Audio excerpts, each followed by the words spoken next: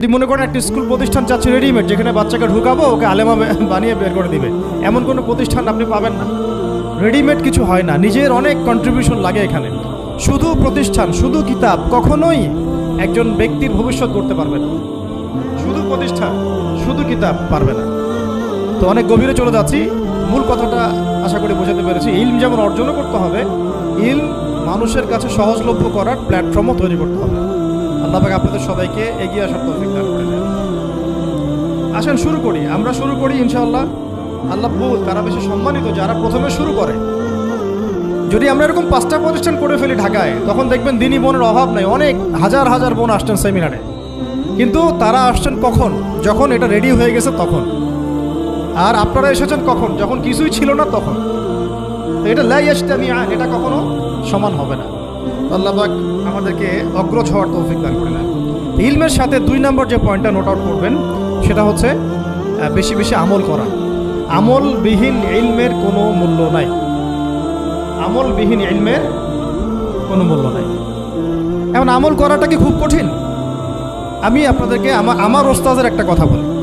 আমার ওস্তাদ আমাদেরকে শিখিয়েছেন, বলেছেন যে আমল প্রতিদিন করা, অল্প হলেও প্রতিদিন করা।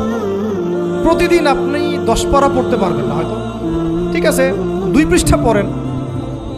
প্রতিদিন আপনি হয়তো 20টা হাদিস পড়তে পারবেন না, 2টা হাদিস পড়েন।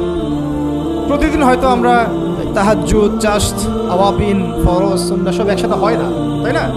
তো ঠিক আছে, আপনি 8 রাকাত করে পড়তে পারছেন না, 2 করে না হয় পড়েন। 2 রাকাত তাহাজ্জুদ পড়েন, তাহাজ্জুদের হক আদায় হয়ে গেল। সকালে 2 রাকাত নামাজ পড়ে নেন, চাশতের হক আদায় হয়ে গেল। এইভাবেই মানে কথা হচ্ছে যে আমল করা, নিয়মিত করা, যদিও সেটা অল্প হয়, এটা কিন্তু কঠিন কিছু না। আল্লাহ পাক যার জন্য সহজ করে দেন তার জন্য সহজ। অজু করে ওয়াশরুমে গিয়েছেন, অজু করে ফেলেন, অজু দিয়ে 2 রাকাত নামাজ পড়ে ফেলেন।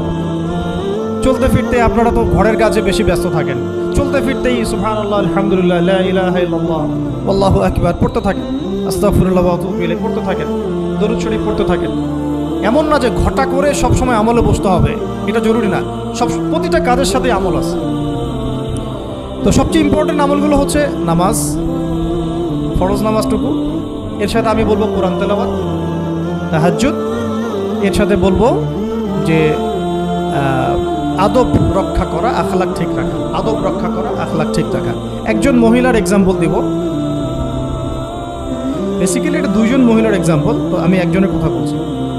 একজন সাহাবী এসে নবী সাল্লাল্লাহু আলাইহি ওয়াসাল্লামকে বলেছিলেন যে আমাদের বাসার পাশে একজন মহিলা আছে, প্রচুর ইবাদত করে,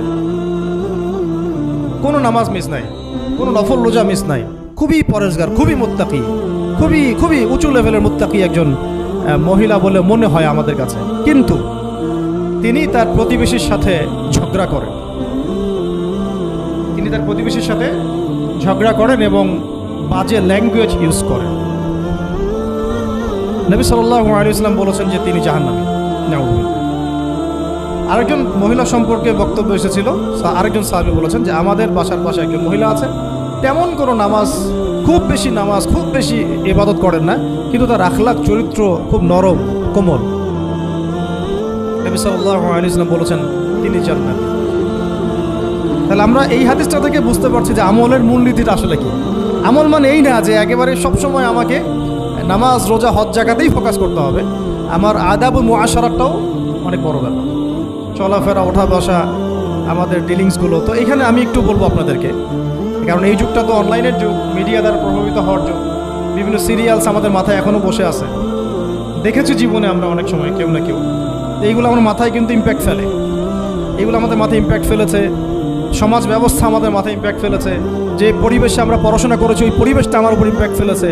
সব মিলে আমাদের মাথাটা এখন পুরো দূষিত। আমাদের মাথাটা কিন্তু পুরাই দূষিত, কলবটা আরও দূষিত। এইখানে যে বিষয়গুলো ফোকাস করা দরকার, যে পিতা মাতার সাথে একদম কোমল হয়ে যান, ছেড়ে দেন, নিজের অধিকারে না আসলেও ছেড়ে দেন। পিতা মাতার সাথে কোমল হয়ে যান। পিতা এবং মাতা আপনার জান্নাত জাহান্নামের মাধ্যম। যদি স্বামী থেকে থাকে, স্বামীর প্রতি নরম হয়ে যান, তাকে ছাড় দেওয়া শিখেন। সবচেয়ে বড় কথা, তাকে মহব্বত করা তো অবশ্যই জরুরি, মহব্বতের চাইতেও বেশি জরুরি স্বামীকে বিশ্বাস করা এবং তাকে সম্মান করা। এমন কোনো কথা এবং কাজ না করা যেটা স্বামীর গায়রত বা ব্যক্তিত্বে আঘাত করে। পয়েন্টটা হয়তো বোঝাতে সক্ষম হয়েছি। ভালোবাসা অনেক গুরুত্বপূর্ণ বিষয়, ঠিক আছে, কিন্তু ভালোবাসা শুধুমাত্র একমাত্র গুরুত্বপূর্ণ বিষয় নয়। আরও গুরুত্বপূর্ণ বিষয় হচ্ছে বিশ্বাস, সম্মান এবং আনুগত্য। বিশ্বাস, সম্মান এবং আনুগত্য। এখন বলতে পারেন যে আমার স্বামী আমাকে অন্যায় কাজে আদেশ করলে কি আমি আনুগত্য করব? কখনোই না। যখন স্বামী আপনাকে কোরআন সুন্নাহর দিকে আপনাকে ধাবিত করবেন, তখন আপনি তার আনুগত্য করতে বাধ্য, এবং এটা আপনার জান্নাতে যাওয়ার মাধ্যম বটে। এই হাদিসটা খুব ভালো করে মনে রাখতে হবে যে এই পৃথিবীতে কেউই আল্লাহ পাকের পরে সিজদা পাওয়ার যোগ্য না। এমনকি নবীদেরকেও আল্লাহ পাক সিজদা করতে বলেন নাই, কিন্তু সেই নবী আমাদেরকে কিন্তু বলেছিলেন